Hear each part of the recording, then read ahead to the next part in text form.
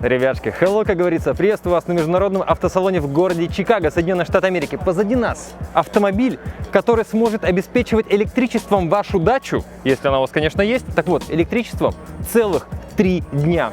Электрический Ford F-150 Lightning, наконец-то. Быстрый обзор, поехали.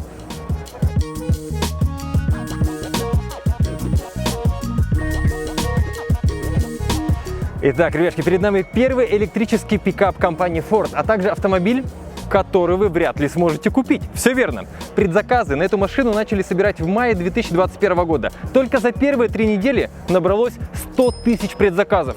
Потом набралось еще 100 тысяч, и Ford просто перестал принимать заявки на покупку этого автомобиля. Причина такого решения проста. Даже те машины, которые уже готовы купить, будут собирать не 1 год. Прямо сейчас Ford F-150 Lightning собирают на новом предприятии Rogue Electric Vehicle Center в городе Дирборн, штат Мичиган. Он находится рядом с Детройтом, там же, где штаб-квартира компании Ford. И, кстати, хозяйки на заметку, вот туда вот, на завод, можно приехать на интересную экскурсию, без всяких там спецразрешений. Просто купить билетик и даже зайти в некоторые цеха, посмотреть, как собирают автомобили. И музей там, кстати, тоже отличный, имейте в виду. Прежде чем мы подойдем к нему ближе и даже зайдем внутрь, нет, не рекламная пауза, реклама тоже будет, но чуть позже несколько увлекательных фактов. Первый пикап F-серии появился в 1948 году. С тех пор продано почти 28 миллионов автомобилей. Это самый продаваемый пикап в Америке в течение 30 лет. А F-серия — это в принципе самые продаваемые автомобили в США и Канаде. К настоящему времени выпущено уже 13 поколений. Итак, перед нами самый быстрый пикап F-серии за всю историю компании Ford. Вот обычный F-150. Смотрите, вот сюда повернемся. И на первый взгляд машины очень похожи. Обычный и электрический. Чтобы понять издалека, да, если вы там не особо увлекаетесь автомобилями, что это электрический пикап, 2 отличия. Первое — это светодиодные полоски, ну когда, так сказать, капот, второй багажник опущен, светодиодная полоска спереди и сзади, длинная. Это первое отличие внешне. Второе — большая сенсорная панель внутри. Ну, а, собственно, когда капот поднят, вернее, второй багажник, тут и так уже все понятно, что чего-то не хватает. Вернее, наоборот, здесь гораздо больше возможностей. Thank you. Грузовой отсек 1,68 м. Максимально полезная нагрузка 900 килограммов. В этом автомобиле есть даже встроенные весы. Машина сама понимает, насколько ее загрузили, и сама перерасчитывает, насколько хватит аккумулятора, в зависимости от загрузки в кузове. Тем не менее, есть один не самый приятный факт. С точки зрения КПД, это электрический, а вот у нас открыт багажник бензинового автомобиля.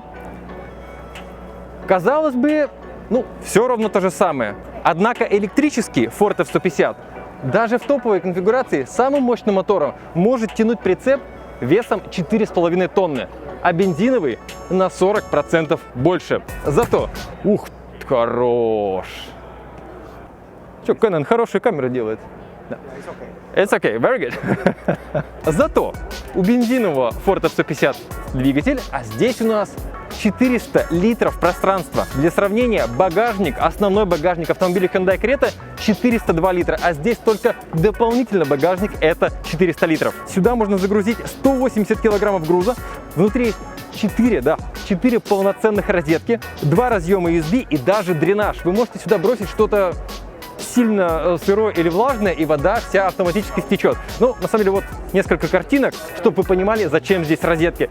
Это машина для рабочего класса. Плотники, электрики, строители. Вот именно эти люди гоняют здесь, ну, пока что не на таких, а вот на таких вот бензиновых машинах. И для них все эти удобства, на самом деле, розетки вот здесь вот, они очень важны. У этого автомобиля будут доступны 2 версии. Обе двухмоторные. Мотор спереди, мотор сзади, соответственно, полный привод.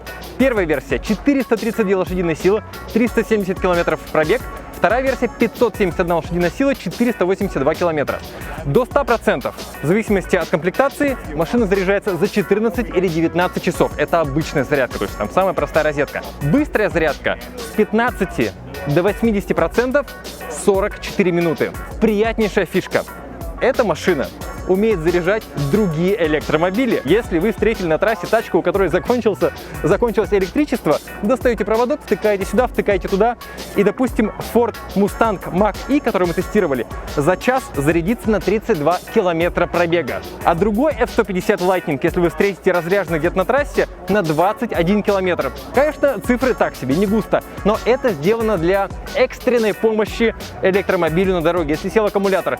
А вторая интересная фишка, с чего мы, собственно, начали наш обзор, этот автомобиль может запитать электричеством вашу дачу. Если вы покупаете топовую конфигурацию с большой батареей, туда можно добавить функцию Intelligent Backup Power, с помощью которой автомобиль может работать как источник энергии и в течение 3 дней запитывать среднестатистический, по их замерам, американский двухэтажный дом с семьей из 4 человек. Наверняка вам интересно, что внутри этого автомобиля. Заходить в этот круг как бы нельзя, но сказали, что ребятушкам показать можно. Давайте посмотрим. Задний ряд. Если вы бывали в F-150, а таких машин в Москве на самом деле много, все, вот на самом деле ровно то же самое. Полноценная розеточка, USB, подогрев сидений, ну, зависит от комплектации, 2 подстаканника. Здесь у нас прикуриватель, климат-контроль. И в этой версии большая панорамная крыша. Сиденья не опускаются, это максимум. Зато есть вот такой вот подлокотничек. Небольшая практичная фишка, которая здесь есть, это поднимание вот этого сиденья, чтобы разместить какой-нибудь габаритный груз. О, зарядка, кстати. Вот, лежит здесь. О, Bang & Olufsen, музыка. Круто. Спереди выглядит вот так. Большой мультимедийный экран, 15,5 дюймов, точно такой же, как Ford Mach-E. Мы вам показывали, как это все устроено, как это работает, абсолютно один в один. Беспроводная зарядка для смартфона, USB Type-C и обычный USB, огромный подлокотник.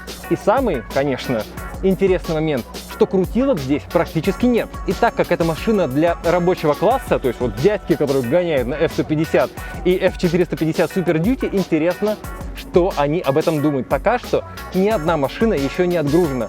Поэтому, собственно, спросить не у кого. Еще одна розетка, полноценная, прямо вот здесь вот. Так, нам обещали прокатиться. Пойду спрошу насчет тест-драйва. Ребятушки, компания Vivo продолжает делать вещи. Помните тот год? Флагманский X70 Pro Plus. Камера Zeiss, отличная стабилизация и топовая начинка. В этом году Vivo V23. И он умеет делать вот так. У этого смартфона фотохромная задняя панель. Крышка меняет цвет под действием ультрафиолета. Начинка тоже хороша. 12 гигов оперативной памяти. А еще экран 90 Гц, быстрая зарядка, отличный ширик и настоящая двойная? Да, 2 штуки, двойная селфи-камера. Тестовые фотки.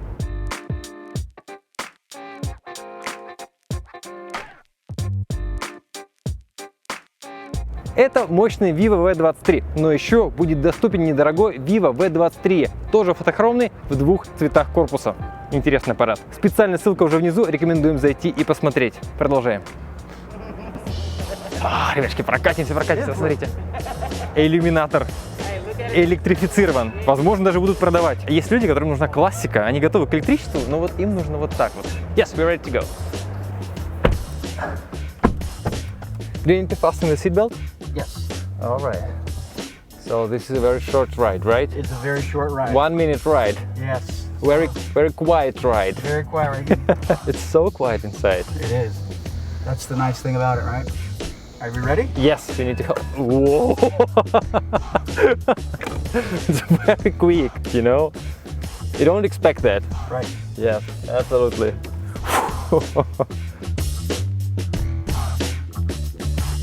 All right. That's it? There you go. Thank you so much. You have a great day. You got it. Have a great day.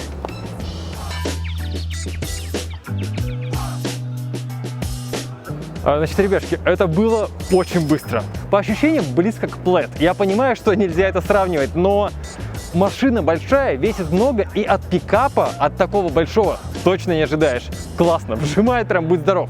Значит, теперь самое интересное. Я уже заметил, да, что вы вот видели то, что стоит вот там вот. Минимальная конфигурация вот этого автомобиля, то есть базовая, на котором мы сейчас немножко напрокатились, стоит $39 974. И вы скажете, уже неплохо, да? Но это еще не неплохо. В Штатах действуют субсидии на электрические автомобили. Здесь это всячески поддерживается в каждом штате. Так вот, сейчас сядьте поудобнее, потому что это интересно.